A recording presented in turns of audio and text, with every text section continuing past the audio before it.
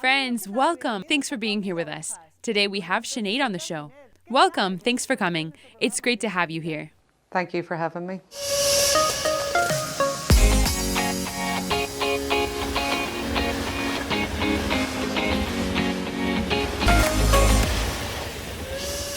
So, maybe you can start off introducing yourself, where you come from, what your family was like growing up. So, my name is Sinéad Strong, and I am from Omagh in Northern Ireland, and I lived there all of my life with my mum and dad and my younger brother, and until my mum and dad separated when I was 9. So then it was just me, my mum and my brother. Did your parents' separation affect your spiritual life? Or would you say that you had a relationship with God before that helped you during that time? We would have been, I suppose, we went to Mass every Sunday, but there was no relationship with God. It was the done thing.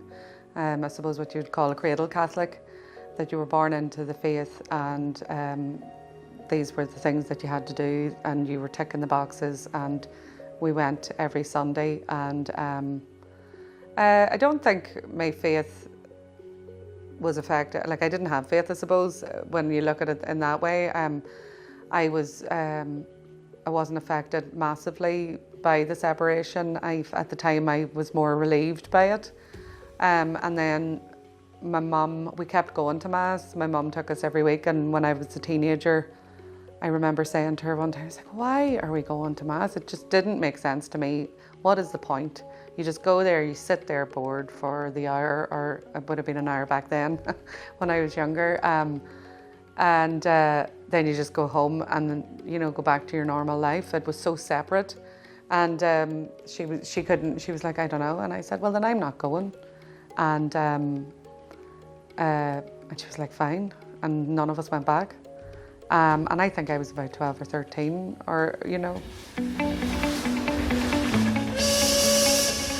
And did that affect the whole family? I just said, yeah. I had said that there was no point in going. What if none of us knew why we were going, if we were just going for the sake of it or to keep Granny happy? What was the point? So that was it.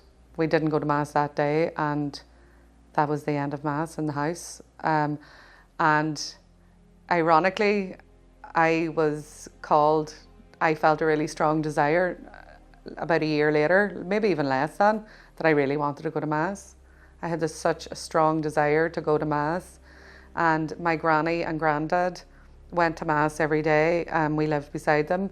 So I rang Granny and I said, I want to go to Mass, will you take me? So she stopped every morning, and I had to be ready because Granny was at Mass on time, which is 10 minutes early. So you daren't keep Granny waiting. So she took me to Mass, her and Granda, and I started going again. But that fizzled out because it was just an action. There was no connection to going to Mass with me. And I went and I said my prayers and I was participating, but there was just something hadn't clicked at that stage in my life.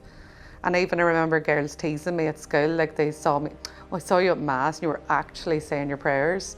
And I was like, well, isn't that not what Mass is supposed to be? Like, why would, what?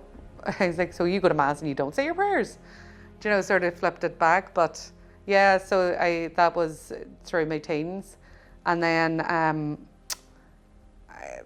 I just kept going off on the wrong path then. I started drinking when I was a teenager, and we used to go to the youth discos, and I would go and have a few drinks with my friends and then go to the discos.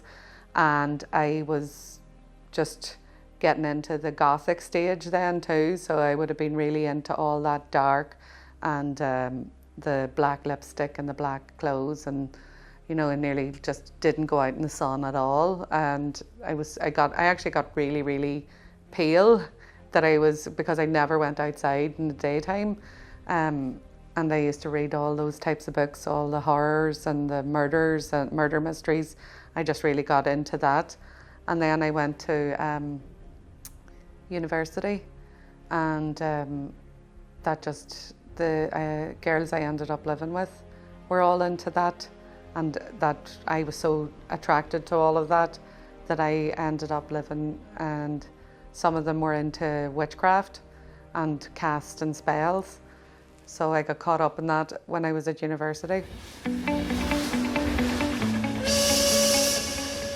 Why do you think you were attracted to those things? Did you feel that it filled you, or it felt nice? Were you happy with everything that you were getting into? I think my childhood was a dark time in my life. There was different things that happened in my family, and different things that I had suffered as a child, that I felt very lost and alone. And I don't know what it was that just led me that way, and I kept going that way. And it was an act of rebellion. I always felt like there was the rebelliousness within me, and I was going against the rules. I cut my hair off real short and I dyed it blue, and loads of people around me were saying, "Oh, that's brilliant," and we never spoke out, and we were walked over and this here. So there was nearly this praise that I was rebelling against the stereotypical, with shaving my hair off and putting it in mad colours, and getting piercings, and then that led into getting tattoos, and probably just trying to be different and feeling more at home with just, I always had this sense that I was different than everybody else, and that I just didn't seem to fit in everywhere, and I sort of just went where everybody else wasn't. Even with my choice of going to university, it was nearly solely picked on, well, everybody else is going to Belfast, so I'm going to go to Derry. Do you know, I went, my decisions tended to be like that, just, going the opposite of everybody else. So after all of that, what was your time at the university like? Yeah, so when I was living there, I actually, and when I was involved in that, I got another strong yearning and desire to go back to Mass, which I did for a while, and started going back to Mass and really, really trying to pray. But again, there was just this block, and there was just something that I wasn't making the connection, and it just felt empty to me. I had this emptiness in me that's, looking back on it, that I kept trying to fill, and I was filling it with all the different things I was involved in, and I kept getting called back to Mass. But when I went to Mass, I still wasn't getting the connection that I was looking for. So I went back to my other ways of going out and drinking, and not going to Mass, and not living my life well. And I think then when I finished university, I got a job offer, so I had to move home. So that broke the links, and that moving away from that group then sort of set the course for me coming back to my faith, even though it was still a few years later. But I can see the different steps along the way where obstacles were being removed from my life.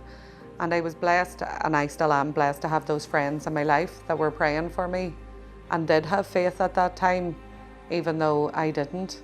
They were always there and advising me, and they gave me books, and I mocked them, and I was like, I'm not going to read these books, and I threw them somewhere. I didn't throw them in the bin though, but because I didn't want to do that to my friends.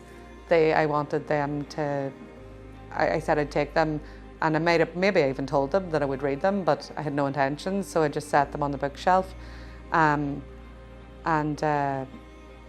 I think those were all the wee pebbles because then later on, a few years later, I went searching for all of those books, and for all of those things, and read them all then.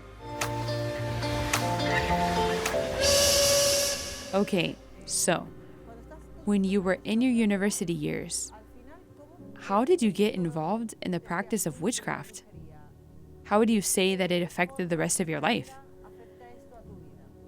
I didn't get too deeply involved, although I wanted to, because the girl, like I had cast a spell. We were doing these books, but I just thought it was silly. I didn't take it seriously. And I was living with her and I was helping her, and because she had no money and she was sort of down on her luck. So I was looking at, became really good friends with her, and I made dinners for us and things, and she was going to move in with a bigger group of ones that were all living the same lifestyle. And she took me down and I was meeting them, and it was almost like a job interview, that they were all spending time with me on their own to see what vibe they were getting from me, and it was decided that I was too pure. So that sort of left that she was moving in there and I had to move out of where we had been living and together, and that meant that I had to go home because I was finished with my degree, and I wasn't going to go on to do my master's at that stage, so I had no choice but to go home. So it was them. They pushed me away, whatever it was that they saw in me. So I didn't get too deeply involved, but it did negatively affect me, because there was a lot of instances throughout my 20s then that bad things tended to happen, and I'd have a really bad time, and then I'd come back and then things would be going really well and everything would be going really well, and then bang, something else would happen. And it was just this up and down, but the down kept getting really bad. And when I left Derry, I sort of left on bad terms, because I was supposed to help the girl that I was living with move, and she wasn't there, and I had to leave. I was under time restrictions, and she saw me driving off and she cursed me. So a lot of my stuff got damaged in the move, and there was a lot of bad things happened. All those downs then after that, it did get worse. My niece, my brother's daughter, got sick and died when she was only 9 months old. She had meningitis. And I think that was, it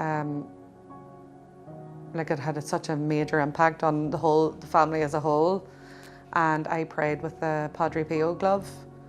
I still at this stage had no faith whatsoever, but I was prepared to pray with this glove and for her to be miraculously healed. Like, I believed that, because I knew that there were such a thing as miracles, and even though I hadn't seen them in my own life, that she was only a baby, but I had a major experience with that. I know now, I didn't know at the time. I just started shaking and crying when the Padre Pio glove was in my hands, and just this wave of the Holy Spirit coming over me, and I started to change my life from that. And I think I was about 25 at that stage. Okay, so that's the first of it, we could say. You went home after being in the university after that experience, which was the start of something for you. Tell us more. Yeah, because me leaving university, my niece was already born when I left, so she had died after that.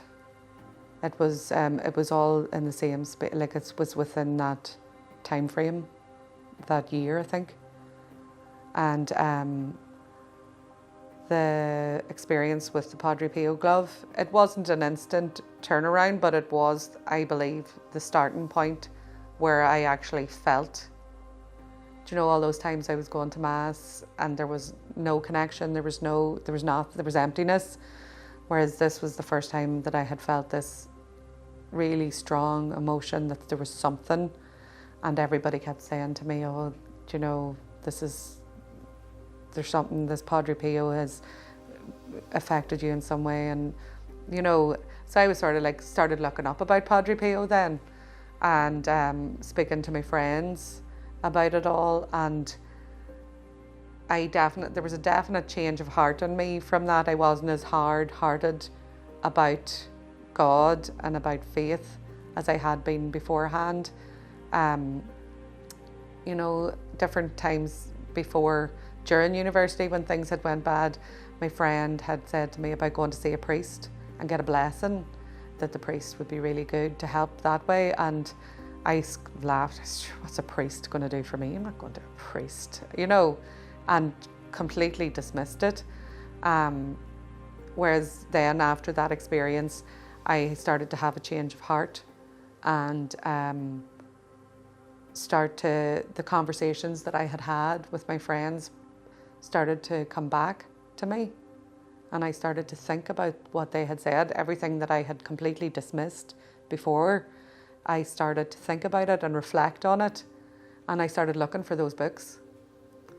And, you know, I think then it was probably a year after that I found out I had been in a relationship at that time, and that continued through all this change of heart. That continued, and he didn't have faith and I didn't have faith, so it all worked. But it started falling apart when I started questioning, because I started thinking, well, then I shouldn't be living with somebody when we're not married, and are we ever going to get married? And is this where this is heading? So that disruption to that relationship didn't go down well, and I ended up, you know, things were not good between us. We were both just clashing on everything, and I found it to be a very dark period of my life then at that stage, because I was starting to think that the way I was living was really wrong. I was starting to become aware of that. And then I got pregnant, and I was working at the time, and as a manager, after my degree and my other further studies, I went and had this job, and I was starting to do my masters, and I was working my way up, and I was going to be a businesswoman, and I was going to have the car, and I was going to have the big job and earn all the money, and found out I was pregnant. And I was just so indifferent about it. I was just like, right, okay, this is a blip on the road. I will just deal with it. I wasn't going to get rid of the baby. I was going to have the baby, but I was going to take a very limited maternity leave. I was going to work right up till I had the baby, and then I was going to take a few months off for maternity leave, and then have a childminder and go back to work. And I was just, you know, this baby was not going to affect my life or me or what I wanted to do and my life goals and my job and my everything. And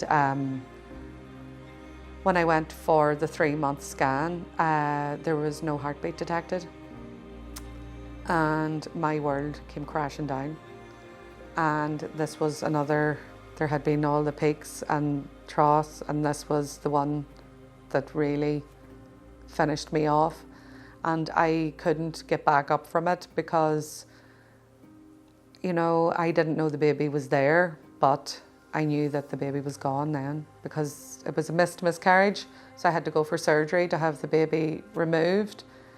And I woke up after coming out of the anaesthetic, and just crying, and not just like weeping. There was this guttural wailing from the pits of my soul.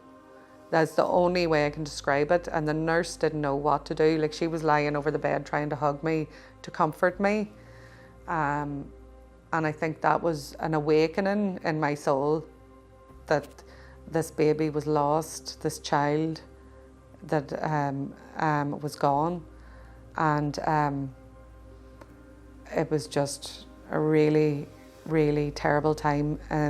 The relationship that I was in was completely, wasn't even, he was happy, he was glad, relieved that I had lost the baby.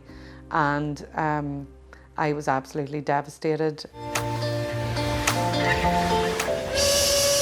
I went back to work nearly straight away and then got sick and had to take a load of time off. And within that time, again, these same friends asked me, would you consider going to see this priest?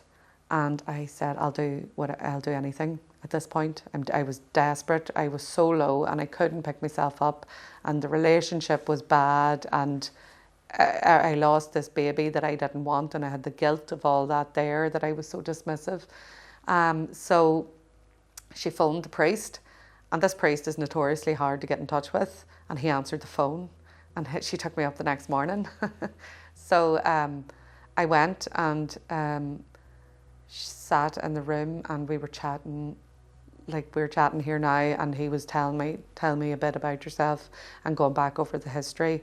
And he was, wasn't expecting anything, and he held the St. Benedict's cross up in front of me and started praying prayers of exorcism. Now, it wasn't an exorcism, it was just like his blessing, and he prayed these prayers.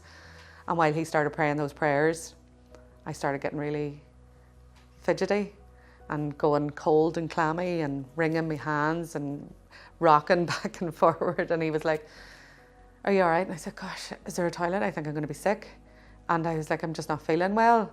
So he the eyebrows went up and he was like, right, okay. So he put his cross down and he must have said a prayer, because then he started really asking me questions and really found what the problem was. Then it came up that I had been living in Derry at university and involved and cast spells and things like that. And so he sent me away. He said, you need to go and I need to pray and I need to get other people to pray. And if you know anybody that prays, you need to get them to pray too. And he gave me a cross, a St. Benedict's cross that he told me to wear. But I remember at the time, like, this cross felt like it weighed a ton to me.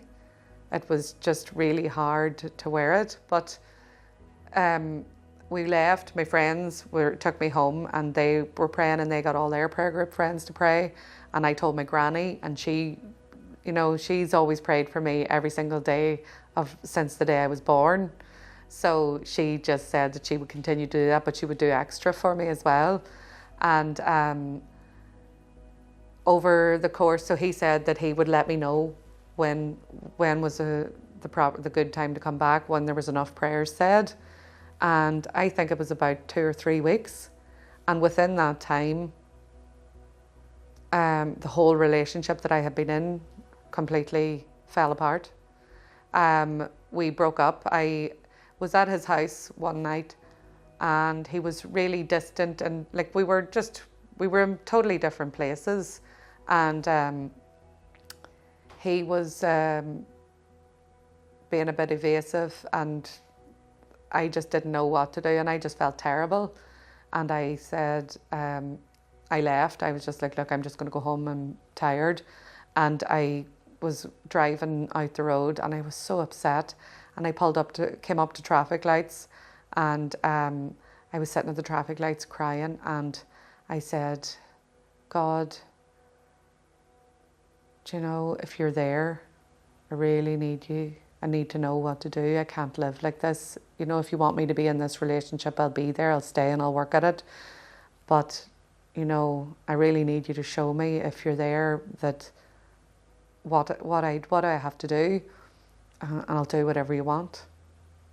And that was my first ever proper prayer from the heart. Like I was just so imploring him that I was like, I will do whatever you want. And I didn't see him the next night, and the following night I seen him, and that was it. The relationship was over there and then. That night I just knew that was the path. I found out more things that had been happening. He had been unfaithful, and it all came clean. He got caught out. And I wasn't even, because any other time that I had found out things that he had been going on with him, I was devastated and I was crying, and it was horrible and terrible, and I couldn't cope, and I felt like I couldn't live without him. Whereas this time I just laughed because I knew. I was just like, I asked God to show me, and I've been shown like the next time I saw him. So I was just like, that was it, done, over. And the following week I went back to see the priest, and he prayed with me, like we were there for hours, and he prayed and prayed and prayed, and just, I felt like so light after coming out from all those prayers. And I was euphoric nearly, that I was just so happy. And my mum thought I was crazy. Well, it was spring or summer, and there was like dandelions all along the road, the side of the road, and they looked like, everything looked so vibrant and everything looked so beautiful. And I was like, did it always look like this? Is this what it looks? I don't remember this being like this any other time. Is it like this every year? And it just, the darkness that was within my life, whatever it was removed, and I saw everything new. Even I was so childlike, and my mum was sitting thinking, "Geez, this one's lost the plot." And I was like, "Look at the flower! Look at those trees! They're so beautiful!" And everything was amazing. God's creation all around me, and it was so genuine. Because I just had such this appreciation, because everything had been so dark before that, and I could never understand why. But these prayers, now that's not to say that was, I had my conversion that day, those prayers, and everything was lifted off me and I lived happily ever after, because no, I didn't. We're creatures of habit, and I did start at times, once the euphoria started to lift, I started to fall back into my old ways a bit, but I just learned that I had to keep persevering, and that there were certain things that I had to do to make sure that I didn't keep straying from God. I always kept getting called back now, and it was stronger now. And when I went to Mass, there was, like, I knew, I could feel that connection. I had that relationship with Jesus as a person. It wasn't just going to a building and once a week. I was going all the time, and I was going to confessions, and I was just getting the sacraments. And the more I went, the better my life was becoming, even in the difficult times like that, because there has been a lot of difficult times since. But now with the faith, I can see God's hands in things, and I can understand that there's reasons for things, and sometimes there's suffering, but as long as I keep offering it up, you have that joy of your faith within you, and that nothing ever seems as bad. Sinead, could you tell us briefly, I have no time left, where you are now? Not physically, but spiritually. Your family, where you are in life? So I have, after that, I gave up drinking and smoking. So I cut out all my vices, and I met my husband then. Whenever, I think that's 10 or 11 years ago. And we got married, and I have 7 children now, and I am full-time stay-at-home mother, and the career is not there. It took a side. My career now is my children, and I also run the Catholic Mothers Association, which I set up after I got married. And it's a way of keeping mothers connected and being a support network for each other as we raise our children in a world and in a country that is losing its faith rapidly. So I am busy with all of that and homeschooling. Great. Thanks a million, Sinead, for sharing your testimony with us. Thank you. Thank you.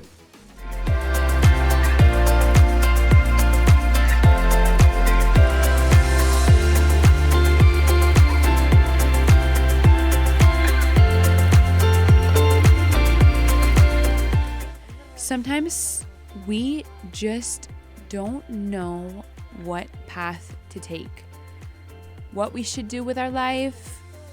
We start worrying, and we can get a bit worked up about it.